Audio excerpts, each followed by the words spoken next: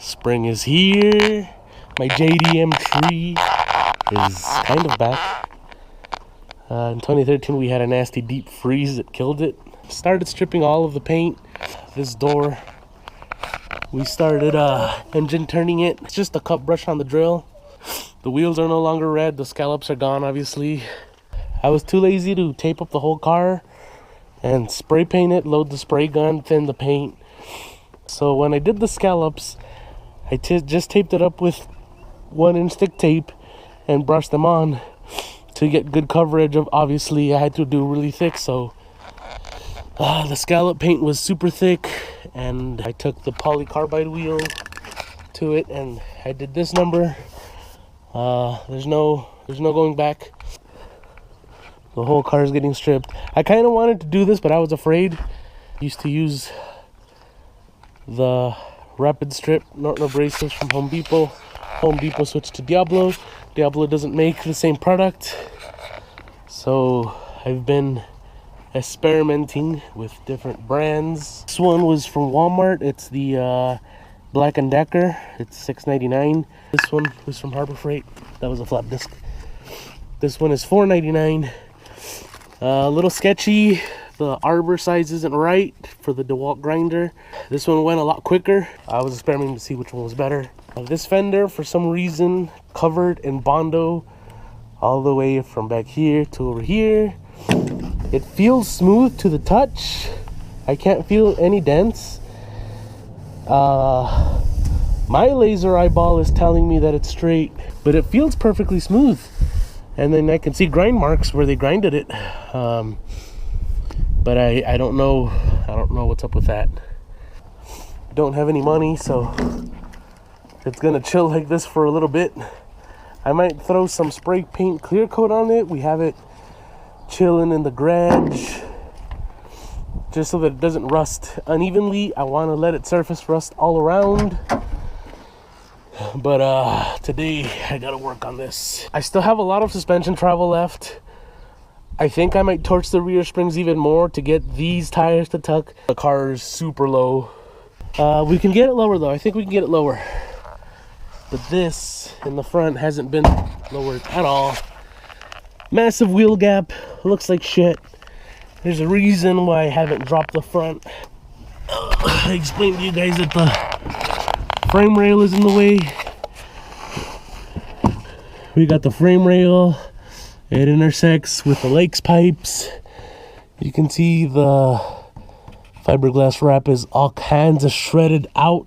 So we're going to fix this today. What I'm planning on doing is just taking some of this 2-inch square tubing and running it in here, welding it in, reinforcing the frame rail that we're gonna remove from the inside. Oh, I haven't explained to you guys a big problem that I have with the car now. These are the original wipers.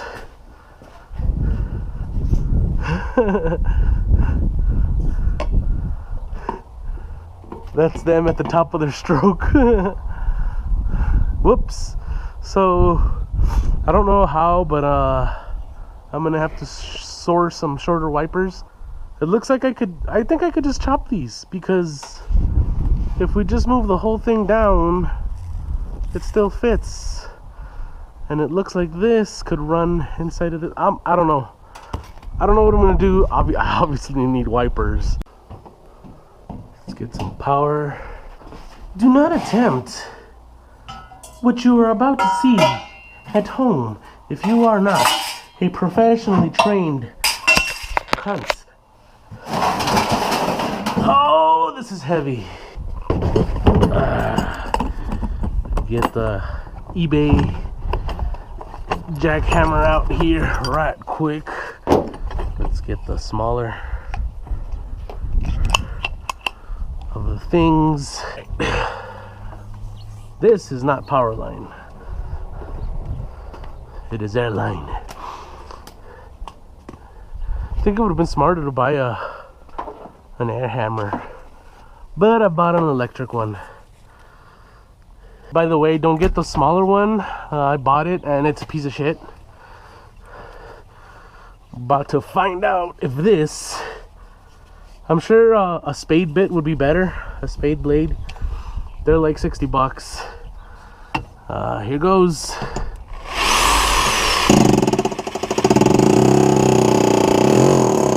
Woo, look at that.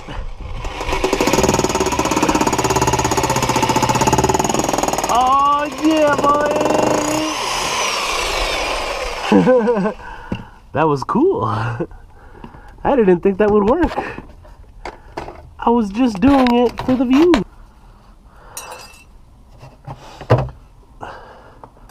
This way, if I get pulled over, cops can't be like, we need to search your car. I'm like, you can see the entirety through it. Oh, I got my fucking hoodie stuck in this nasty butyl shit. All right, new pro tip. You guys saw that this was indeed stuck. I saw those cats on Haggard complaining that they couldn't find dry ice. And you saw them using a torch and a chisel. But the rock hammer seems to be working pretty legit. Alright, well, we're here. I'm gonna see if I can't rip out the vents to the rear.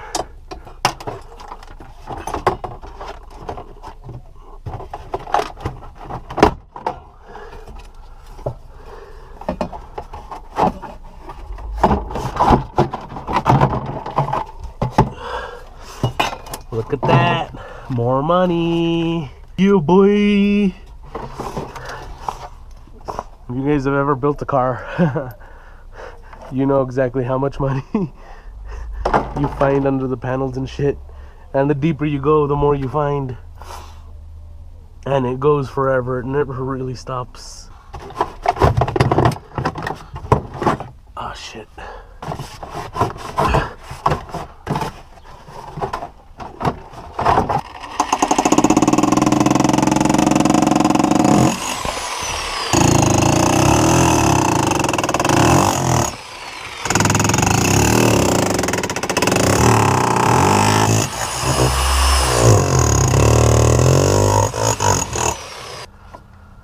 Alright, we're done with this tool.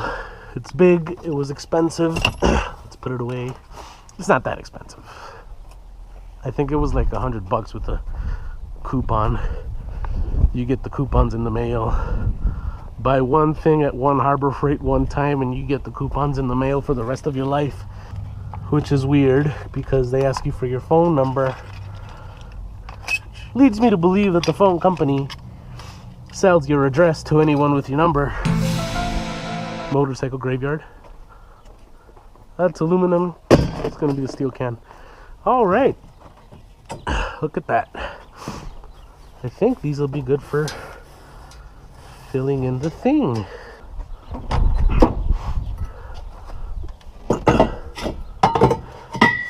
Look at that. I got 2 pieces, boy. Really, dog? Really? You gonna sit there? Or go away? Alright. You're gonna sleep in the car? You're gonna take a nap in the car? Alright, so we figured it out. There's a hole in a perfect spot to run this in. One of these covered holes.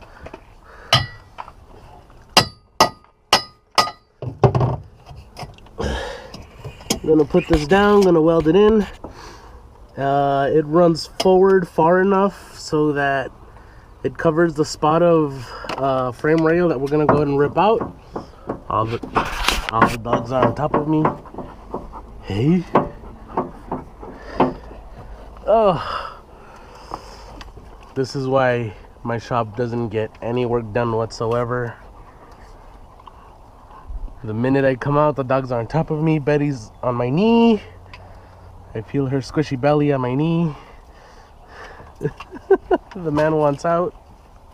He's getting out. Alright.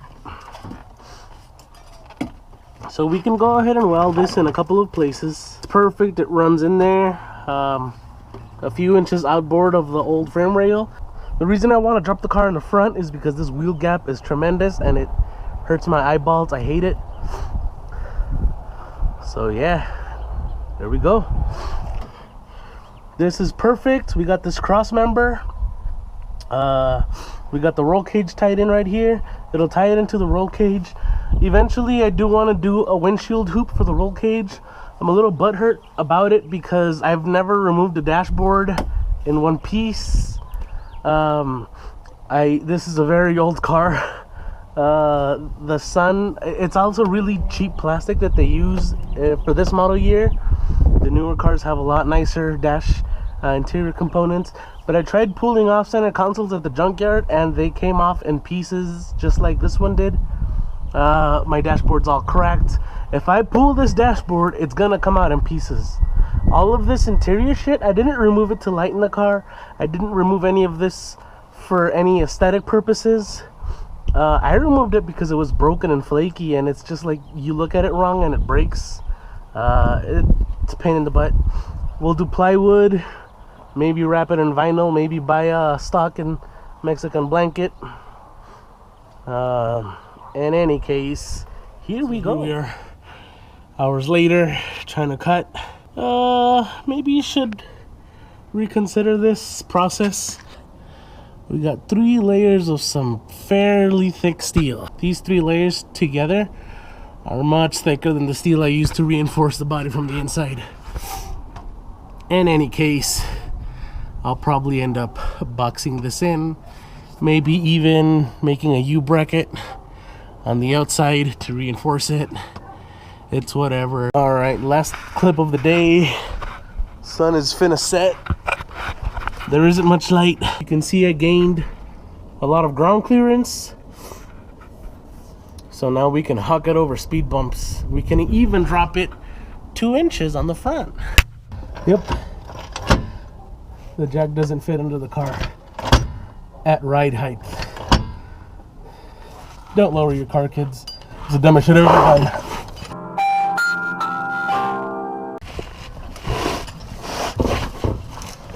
Ugh.